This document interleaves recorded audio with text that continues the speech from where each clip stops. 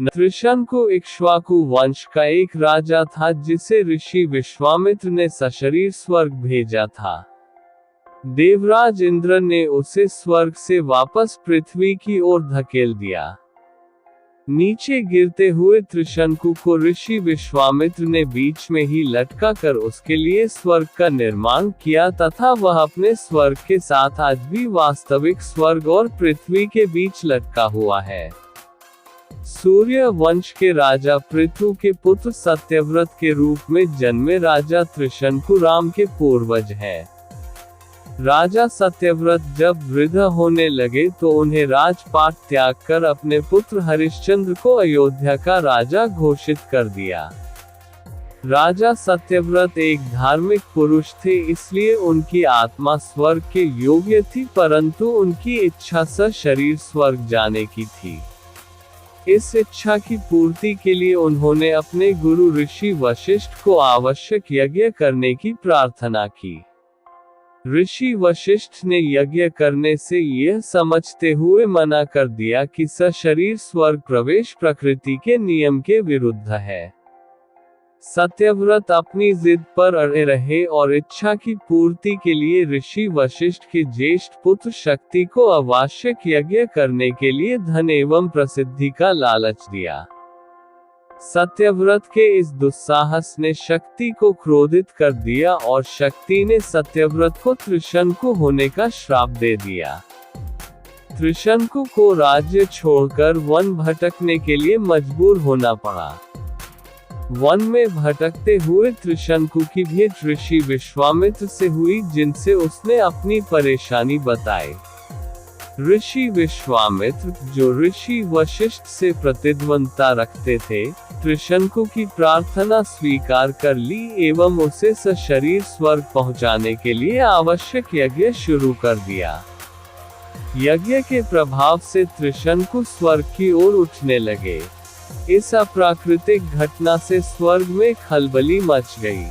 भगवान इंद्र के नेतृत्व में देवताओं ने त्रिशंकु को स्वर्ग प्रवेश करने से रोक दिया एवं उसे वापस पृथ्वी की ओर फेंक दिया। इस बात से क्रोधित ऋषि विश्वामित्र ने अपनी शक्तियों का प्रयोग करके त्रिशंकु का गिरना रोक दिया, जिससे त्रिशंकु बीच में लटक गए। लटके त्रिशंकु ने विश्वामित्र से सहायता की प्रार्थना की।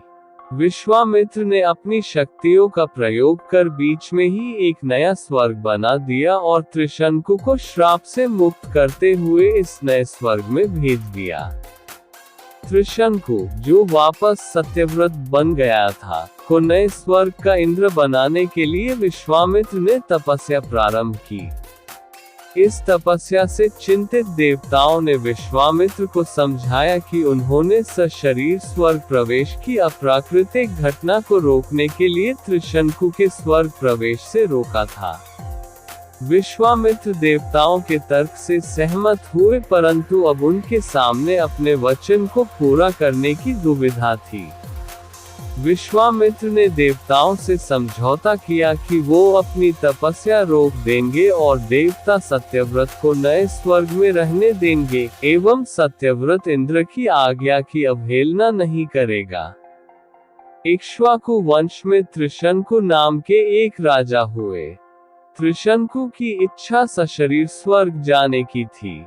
अपनी वार्ता जारी रखते हुए मिथिला के राजपुरोहित शतानंद जी ने कहा, इस बीच इक्ष्वाकु वंश में त्रिशंकु नाम के एक राजा हुए।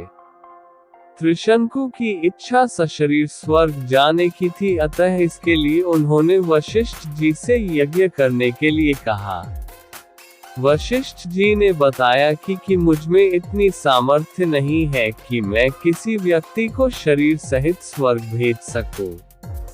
वशिष्ठ जी के असमर्थता प्रकट करने पर त्रिशंकु ने यही प्रार्थना वशिष्ठ जी के पुत्रों से भी की, जो दक्षिण प्रांत में घोर तपस्या कर रहे थे।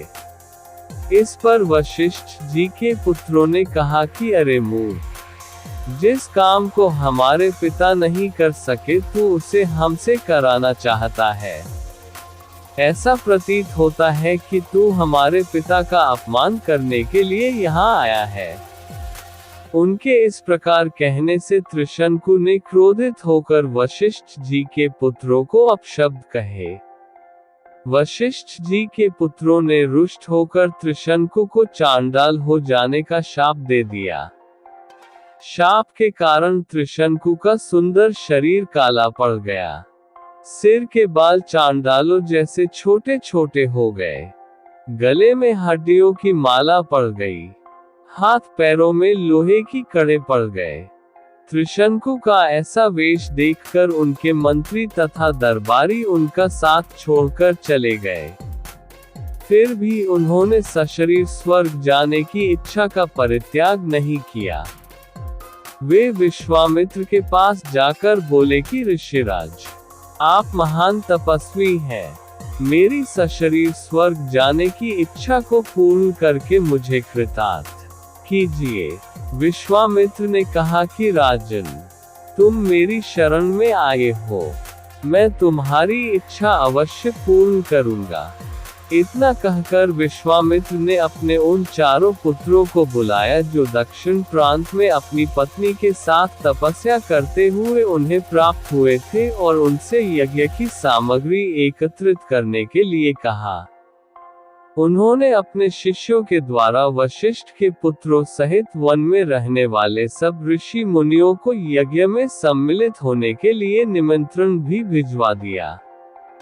शिष्यों ने लौटकर बताया कि सब ऋषि मुनियों ने निमंत्रण स्वीकार कर लिया है, किंतु वशिष्ठ जी के पुत्रों ने ये कहकर निमंत्रण अस्वीकार कर दिया कि जिस यज्ञ में यजमान चांडाल और पुरोहित क्षत्रिय हो, उस यज्ञ का भाग हम स्वीकार नहीं कर सकते। ये सुनकर विश्वामित्र जी ने क्रुद्ध होकर कहा कि उन्होंने अकारण ही मेरा अपमान किया है। मैं उन्हें शाप देता हूँ कि उन सब का नाश हो। आज ही वे सब कालपाश में बंध कर यमलोक को जाएं और 700 वर्षों तक चांडाल योनि में विचरण करें। उन्हें खाने के लिए केवल कुत्ते का मांस मिले और सदैव कुरूप बने रहें। इस प्रकार शाप देकर वे यज्ञ की तैयारी में लग गए। शतानंद जी ने आगे कहा, हे राघव, विश्वामित्र के शाप से वशिष्ठ जी के पुत्र यमलोक सिधार गए। वशिष्ठ जी के पुत्रों के परिणाम से भयभीत सभी ऋषि मुनियों ने यज्ञ में विश्वामित्र का साथ दिया। यज्ञ की समाप्ति पर विश्वामित्र ने सब देवताओं को नाम ले लेकर अपने यज्ञ भाग ग्रहण करने के लिए आह्वान किया, किंतु कोई भी देवता अपना भाग लेने नहीं आया।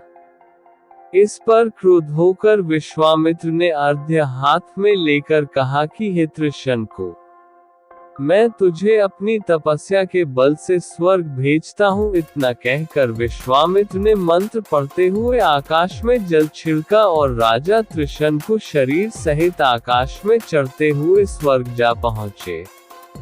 त्रिशंकु को स्वर्ग में आया देख इंद्र ने क्रोध से कहा कि रे मूर्ख, तुझे तेरे गुरु ने शाप दिया है, इसलिए तू स्वर्ग में रहने योग्य नहीं है। इंद्र के ऐसा कहते ही त्रिशंकु सिर के बल पृथ्वी पर गिरने लगे और विश्वामित्र से अपनी रक्षा की प्रार्थना करने लगे। विश्वामित्र ने उन्हें वहीं ठहरने का आदेश दिया और वे अधर में ही सिर के बल लटक गए।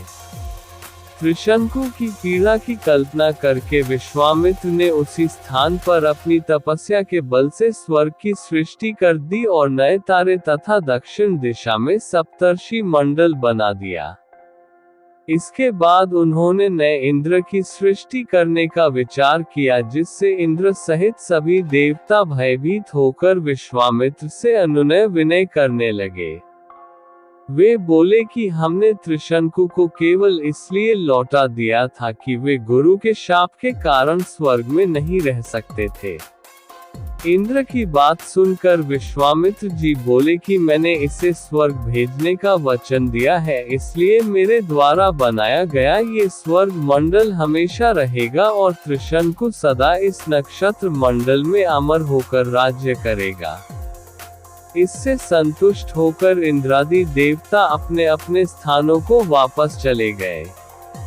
ये कथा त्रिशंकु और उनके सशरीर स्वर्ग जाने की इच्छा की है, जिसमें कई महत्वपूर्ण पात्र और घटनाएं शामिल हैं। त्रिशंकु, इक्ष्वाकु वंश के राजा, ने सशरीर स्वर्ग जाने की इच्छा व्यक्त की थी। जब वशिष्ठ जी ने इस कार्य को असंभव बताया, तब त्रिशंकु ने उनके पुत्रों से भी यही अनुरोध किया, लेकिन उन्होंने इसे अपने पिता का अपमान मानकर त्रिशंकु को चांडाल होने का शाप दे दिया। शापित होने के बाद त्रिशंकु ने अपनी इच्छा का परित्याग नहीं किया और ऋषि विश्वामित्र की शरण में गए। विश्वामित्र ने त्रिशंकु की इच्छा पूरी करने के लिए यज्ञ शुरू किया, परंतु देवताओं ने त्रिशंकु को स्वर्ग में प्रवेश देने से मना कर दिया। इंद्र ने त्रिशंकु को स्वर्ग से गिराने का प्रयास किया, लेकिन विश्वामित्र ने उन्हें अधर में ही रोक दिया और अपनी तपस्या के बल से एक नया स्वर्ग मंडल रचा, जहां त्रिशंकु को अमरत्व प्रदान किया। ये कथा विश्वामित्र की अद्वितीय तपस्या, त्रिशंकु की अदम्य इच्छा और देवताओं व ऋषियों के बीच के जटिल संबंधों को उजागर करती है।